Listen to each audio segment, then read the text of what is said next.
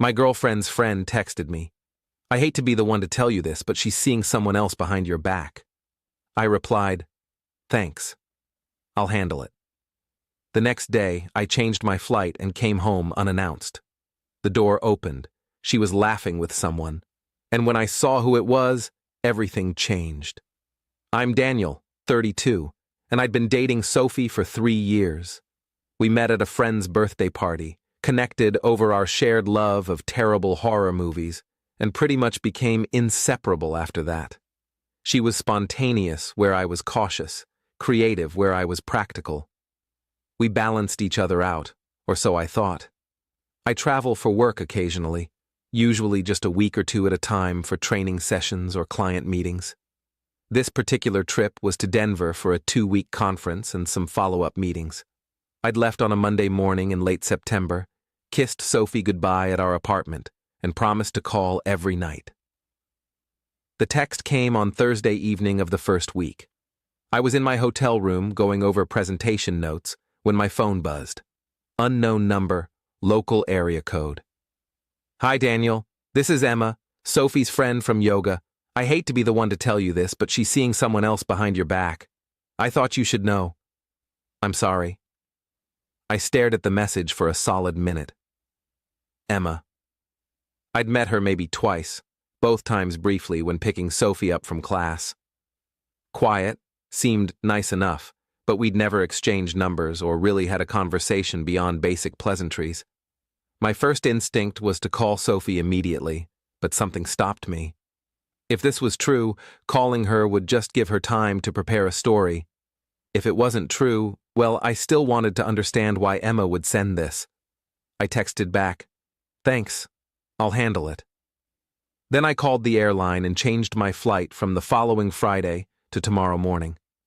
It cost me an extra $300 and I'd missed the last 2 days of the conference. But I didn't care. I needed to know.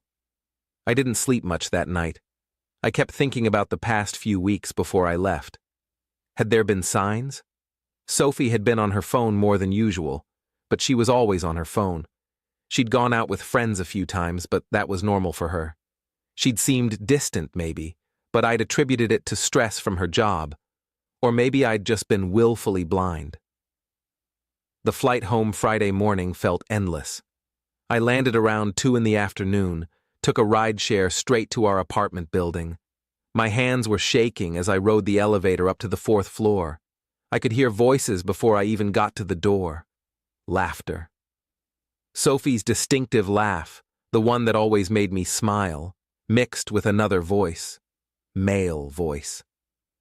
I stood there for a second, key in hand, trying to steady my breathing.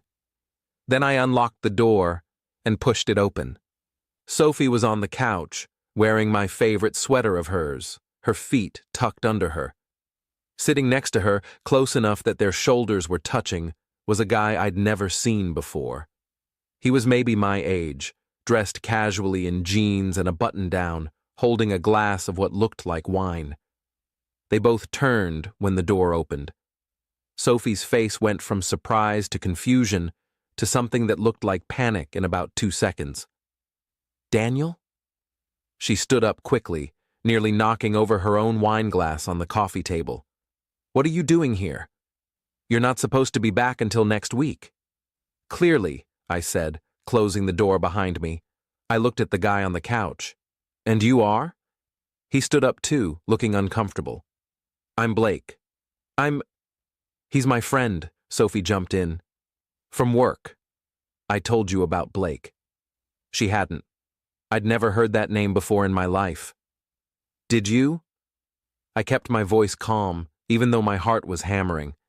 Because I don't remember you mentioning a Blake. I definitely don't remember you mentioning hanging out with Blake alone in our apartment while I'm out of town. It's not like that, Sophie said, but her voice had this edge to it. We were just having lunch and talking about a project. Blake, maybe you should go. Blake looked between us, clearly trying to calculate the least awkward exit. Yeah, I should head out. Nice meeting you, Daniel. I'm sure it was, I said flatly. He grabbed his jacket from the back of the couch and left quickly. After the door closed behind him, Sophie and I just stood there looking at each other. "Why are you really home?" she asked. I got a text from Emma. "Your friend from yoga. She said you were seeing someone behind my back." Sophie's face flushed red. "Emma texted you?" She had no right. That's not. She doesn't know what she's talking about. "So you're not seeing Blake?" "No. We work together. We're friends. That's it." "Friends who hang out alone in your apartment while your boyfriend's out of town?" "It's not weird for coworkers to be friends, Daniel." "It is when you've never mentioned him before. It is when you look panicked that I came home early." She sat back down on the couch, running her hands through her hair. "You're being paranoid." "Am I?" "Then why did Emma think you were cheating?" "I don't know. Maybe she misunderstood something. Maybe she's jealous or trying to cause problems. You know how women can be with that stuff." That phrase hit me wrong. How women can be? You know what I mean. Drama. Reading into things that aren't there. I walked over to the coffee table. 2 wine glasses, both half empty. A takeout container from that Thai place Sophie loved. 2 sets of chopsticks. "How long has he been here?" I asked. "An hour, maybe. We got lunch and came back to go over some work stuff." "Where's the work stuff?" She hesitated. "What?" "If you were working on a project, where are the laptops?" "The papers? The work stuff?" She didn't have an answer for that. I pulled out my phone and called Emma. She answered on the 3rd ring. "Emma?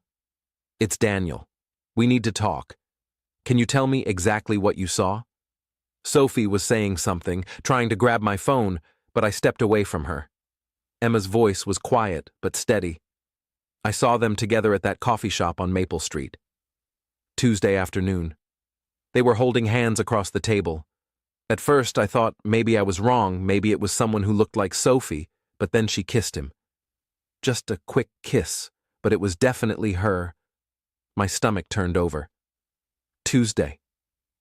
I'm sorry, Daniel. I went back and forth about telling you, but I'd want to know if I were in your position. Thank you, I managed. I appreciate it. I hung up. Sophie was staring at me, and I could see her trying to figure out what to say next. She saw you Tuesday. At the coffee shop on Maple, holding hands with Blake, kissing him. Sophie's face crumbled. Daniel, don't, I said. Don't lie to me anymore. Just tell me the truth. Update 1. She cried. A lot. Then she tried to explain, which somehow made it worse. Blake was a new hire at her company, started about 2 months ago. They'd been assigned to the same project team. He was funny, charming, paid attention to her in a way she said I didn't anymore. They'd started getting coffee after meetings, then lunch, then drinks after work. Nothing physical happened until last week, she said, like that made it better. It was just emotional before that. Just emotional, I repeated. You started an entire relationship with someone else, and you want me to feel better because you only physically cheated last week? I didn't mean for it to happen. I was confused. You're gone so much for work, and when you're home, you're always tired or distracted. Blake made me feel seen. So this is my fault? That's not what I'm saying. I'm saying there were problems in our relationship, and instead of dealing with them, I made a terrible mistake. Multiple mistakes, I corrected. This wasn't one mistake. This was weeks of choices. Weeks of lying to me every single day. She reached for my hand. I pulled away. Can we fix this? She asked. Please, Daniel. I love you. I want to fix this. Do you love me? Or are you just afraid of being alone? She didn't answer that. I went into our bedroom and started packing a bag. Sophie followed me, still crying, still trying to get me to stay and talk. I packed enough clothes for a week, grabbed my toiletries, unplugged my laptop. Where are you going? My brother's place. I need space to think. For how long? I don't know, Sophie. I don't know anything right now except that I can't be here. I called my brother Chris on the drive over. He said I could stay as long as I needed, asked if I wanted to talk about it. I said not yet. That night, lying on Chris's couch, I went through my phone, looked at pictures of Sophie and me from the past 3 years. Vacations, dinners, lazy Sunday mornings. Had she been unhappy the whole time? Had I really been that absent? My phone buzzed around 11. Text from Sophie. "I'm so sorry. Please come home so we can talk properly." I didn't respond. Another text an hour later. "I ended things with Blake. Told him it was a mistake and I want to work on my relationship. Please give me a chance to make this right." I turned off my phone and tried to sleep. Update 2. The next few days were a blur. I took off work, told my boss I had a family emergency. Sophie texted constantly, apologies, explanations, promises to do better. I read them all, but rarely responded. Chris finally made me sit down and talk on Monday night. "What do you want to do?" he asked. "I don't know." "Do you want to try to work it out?" "I don't know that either." Part of me wants to, because we had 3 good years together. But how do I trust her again? How do I not wonder every time I travel for work if she's with someone else? Those are the questions you need to answer before you make any decisions. Emma texted me again on Tuesday. I heard from Sophie. "She's really upset. I just want you to know that I didn't tell you to break you guys up. I told you because I'd want someone to tell me. I hope you're okay." I thanked her and asked if we could meet for coffee. She agreed. We met Wednesday afternoon at a place far from our neighborhood. Emma was even quieter in person than I remembered, clearly uncomfortable with the whole situation. "How much did you see?" I asked. "The whole truth." She took a breath. "I saw them together 4 times over 2 weeks, always at that coffee shop. They looked like a couple. The hand-holding, the way they leaned into each other, the laughing. And then the kiss on Tuesday. That's when I knew I had to tell you." "Did Sophie know you saw her?" "I don't think so. I was at a table in the back. I left before they did." "Why tell me at all?" "You barely know me." "Because it was the right thing to do. And because I know what it's like to be cheated on and have everyone around you know except you. It's humiliating. You deserve to know." I appreciated her honesty. We talked for another hour. She told me about her own experience with infidelity, how she'd wished someone had told her sooner. I told her about the past few days, the confusion, the anger, the betrayal.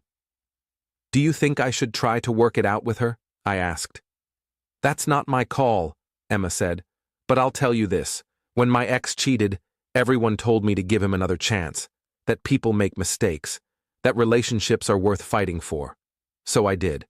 And he cheated again 6 months later with someone else. You think Sophie will do it again? I think once someone proves they're capable of sustained deception, not just one drunken mistake, but weeks of deliberate lies, that tells you something about their character. That conversation stuck with me. Update 3. Sophie called me Thursday night. Not a text, an actual call. I almost didn't answer, but I figured we'd have to talk eventually. "Daniel, please. I need to see you. Please come home so we can talk face to face." I don't know if I'm ready for that. It's been almost a week. You can't avoid me forever. This is our apartment, our life together. We need to deal with this. She was right about that. Fine. Tomorrow night. 7 o'clock. When I got to the apartment Friday evening, Sophie had clearly been preparing. She'd cleaned everything. There were fresh flowers on the table. She'd cooked dinner, my favorite, chicken parmesan. "I wanted to do something nice," she said, "to show you I'm serious about fixing this." We sat down to eat. It was awkward, painful. She apologized again, promised it would never happen again, suggested couples counseling. "I'll do whatever it takes," she said. "Delete Blake's number. Quit my job if I have to. Anything." "That's not the point, Sophie." "Then what is the point?" "The point is that you made a choice. Every day for 2 months, you chose him. You chose to lie to me. And the only reason it stopped is because you got caught. That's not fair. I ended it with him before you even came home. Because Emma told me. If she hadn't, how long would it have gone on? She didn't have an answer for that. Here's what I keep coming back to, I said. You said I was always gone or tired or distracted. Maybe that's true. Maybe I wasn't the perfect boyfriend. But instead of talking to me about it, instead of saying, hey, I feel disconnected, we need to work on this, you started a relationship with someone else. That's not a mistake. That's a choice about how you handle problems. People make mistakes when they're unhappy, and then they face consequences for those mistakes. Sophie's face fell. Are you breaking up with me? I think I am. She started crying again. Please don't. Please, Daniel. I love you. I'll prove it to you every day if you give me the chance. I believe you love me, but I don't trust you, and I don't think I can get that trust back. I stood up. I'll come by this weekend to pack my stuff. The lease is in both our names, but I'll transfer my half to you if you want to stay. Or we can both leave and break it. Whatever you want. I don't want any of that. I want us. I know, but I can't give you that anymore. I left before she could say anything else. Final update. It's been 3 months now. I moved into my own place in November, a smaller apartment across town, but it's mine, and there are no memories attached to it. The breakup was cleaner than I expected. Sophie didn't fight me on the logistics. We split everything fairly, said our goodbyes, and that was it. I found out through mutual friends that Sophie and Blake did end up together officially. Apparently, she'd said they couldn't help how they felt, and decided to give it a real shot once I was out of the picture. I don't know if they're still together, and honestly, I don't care. Emma and I stayed in touch. Nothing romantic. We're just friends who bonded over a weird situation. She checks in occasionally to see how I'm doing. I appreciate it. Chris asked me last week if I regretted the decision to end things with Sophie. No, I said. I regret the time wasted, but not the decision. She showed me who she was when things got hard. I'm glad I learned that before we got married or had kids or built an even bigger life together. The thing about betrayal is that it clarifies things. Before Emma's text, I might have proposed to Sophie eventually. I might have spent years with someone who wasn't fully committed, who looked for exits when things weren't perfect. Now I know better. I've been on a few dates, nothing serious yet, but I'm not in a rush. I'm learning to trust my instincts again, to see red flags I might have ignored before. I'm learning that being alone is better than being with someone who makes you feel alone. Sophie texted me last week. Just a simple, I hope you're doing well. I think about you sometimes. I didn't respond. There was nothing left to say. I'm doing well. Better than well, actually. I'm rebuilding my life on my own terms, with people who value honesty and loyalty. The conference I missed?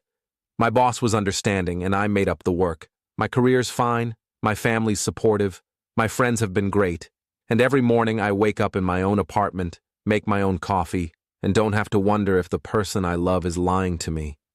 That's worth more than I can put into words.